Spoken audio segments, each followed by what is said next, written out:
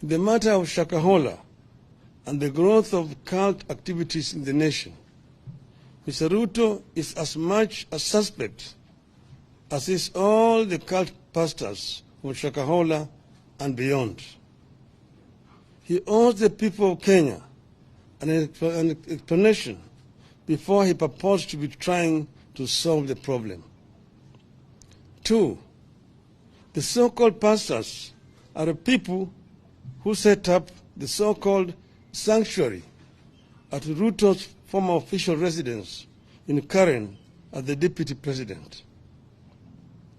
They did not stop there. These so-called pastors proceeded to deliver prophecies and promise miracles about how Ruto would perform as a president.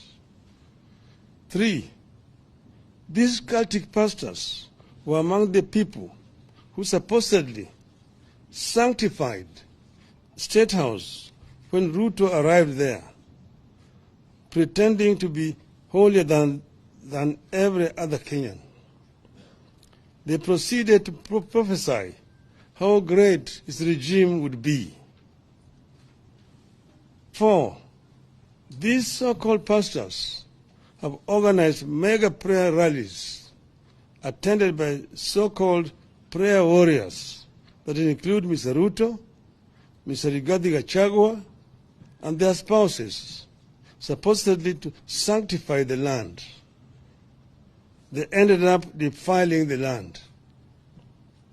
5, these so-called pastors aided the introduction of mandatory fasting that started in 2015 at the DP's residence in Karen, and which have been carried over to State House, where everyone is compelled to fast every Wednesday, regardless of their faith, effectively making State House essentially a Shakahola annex.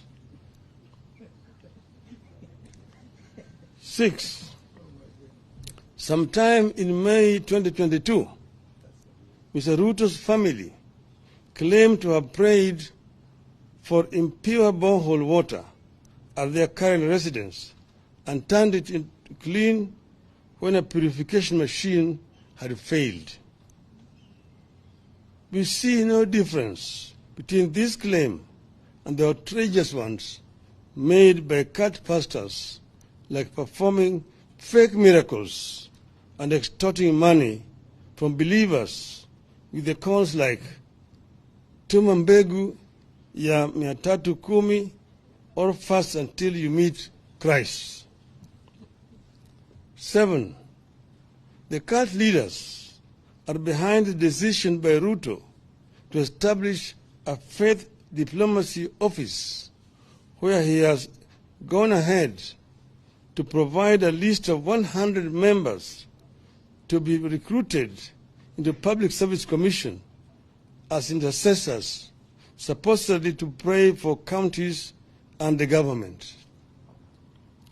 Nobody knows the identity, the qualifications of the so-called intercessors, how they were identified, and where they fit in a government where religion and state are separate entities. 8, Ruto is the leader of the cult movement disguised as Christianity in Kenya. Ruto, Gachagua, and their families must tell Kenyans when and how they knew these cult leaders and what they knew about them. 9, Ruto and Gachagua must tell Kenyans how much these so-called pastors contributed to their 2022 campaign. How many times have the so-called pastors accessed a State House since the start of this regime? 10, as we stated at the start, Ruto must know he has no powers to appoint a judicial commission of inquiry, so that option is out.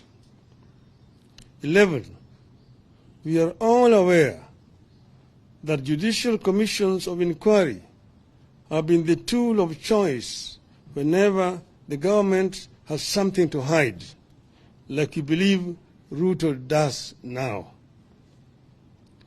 12. Parliament must swing into action, come up with a select committee, and get to the roots of the cultic activities in the country and the abuse of religion for political gain. 13. Parliament must help us establish whether the deaths at Shakahola were acts of rogue pastors, human sacrifices, or body organ trade, and who the beneficiaries were. 14. The DCI may have swung into action late, but since they did, they have been doing a great job in Shakahola. They should be allowed to do their job without interference. 15.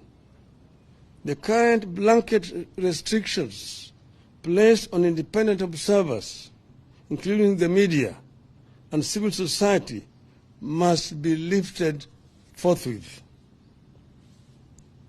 16. The state must give the media full access to the scene of crime and various aspects of the investigations. 17. Going forward, Ruto must commit to draw a clear line between religion and state in this country. He has deliberately merged the two to enable his political survival and as a cover-up for his corruption. 18th, on Shakahola, Ruto is as guilty as those he is seeking to investigate. I repeat, he is as guilty as those he is seeking to investigate. The blood of those children who starved to death crying for a spoon of water is in Ruto's hands.